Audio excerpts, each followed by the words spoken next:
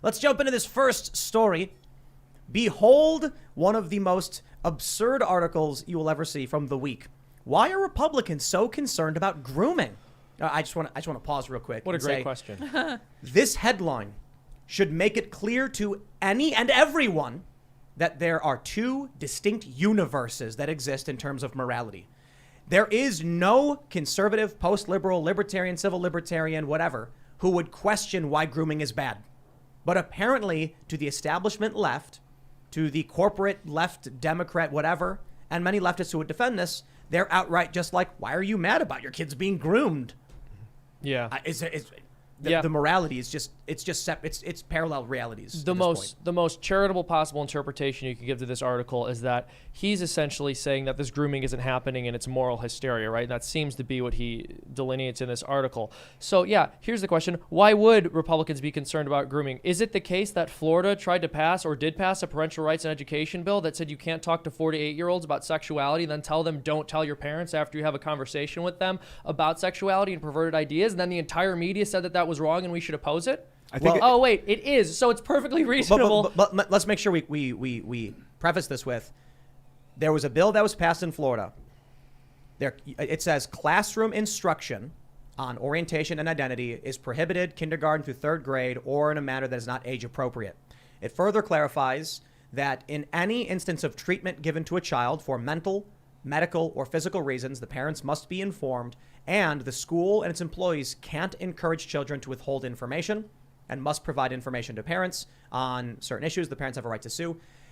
Now, when that happened, what did the establishment media come out and say? Yo, why do you hate gay people? Yep. And I was like, whoa, wait, hold on a minute. You know, we're like, hey, we don't like, you know, creepos coming after our kids, and they're like, you hate gay people. It's like, yep. That association happened in your mind. Yes. Yeah. Like it reminds me, you know, the Kevin Spacey thing when he was, you know, accused of pedophilia, and he was like, let me admit I am a gay man. Like, what? That's right. Very bold. Yes. Right. Very bold. So this is, I think, you know, they tried what actually was extremely reckless rhetorical gambit, right? Saying for Spacey, though, it was just assaulting dudes. I don't think they were kids. I think they were like actors. Teenagers.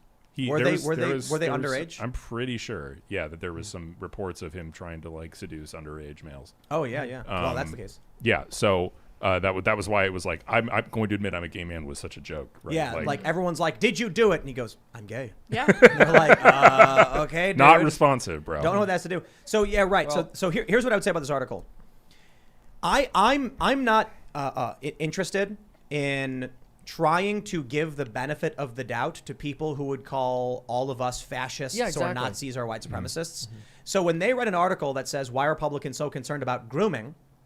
Do they not realize what they're saying with that headline to the average person? Yeah. Does the average person understand they're talking about a semantic debate?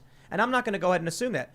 He actually writes in the article that it's hard to know how much of this is sincere hysteria and how much is ugly McCarthyist politics, or how about this dude is so out of touch.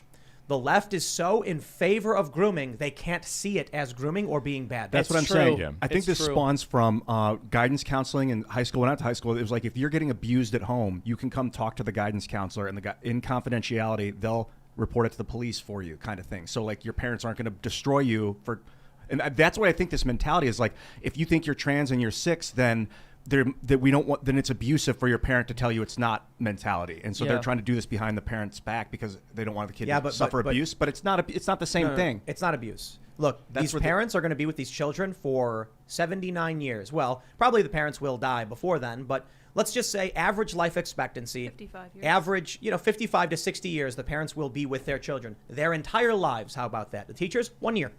1 year. So how about if a 5 to 9-year-old says something, the teacher says, maybe this is something that's best suited for your parents to figure out with you because they're going to be with you for the next decade. Then, as you go through these issues in school, your parents will be a constant for the entirety of your school career or whatever. Will only be 1 year out of the entirety of it. And then the kid goes, but I'm afraid to tell my parents. And then so it spawns from that. And the kid's like, well, they're afraid. We can't make them do something they're afraid to do. And the teacher should say, you should never be scared of your parents. Yeah, a good teacher would do that. But if parents are beating their kids, then they should say, we're going to call, child services. Right. Yeah. A good faith exception sort of ends up swallowing like the normal behavior. Right? And again, like the arrogance here of these teachers to be like, well, no, I should be able to talk about, instruct these kids on sexual orientation, and I should be able to have secret conversations about their gender identity. Like, no. This is not your child. Mm-hmm. There's a parent. And I think it's not a surprise that all these people are like single or childless.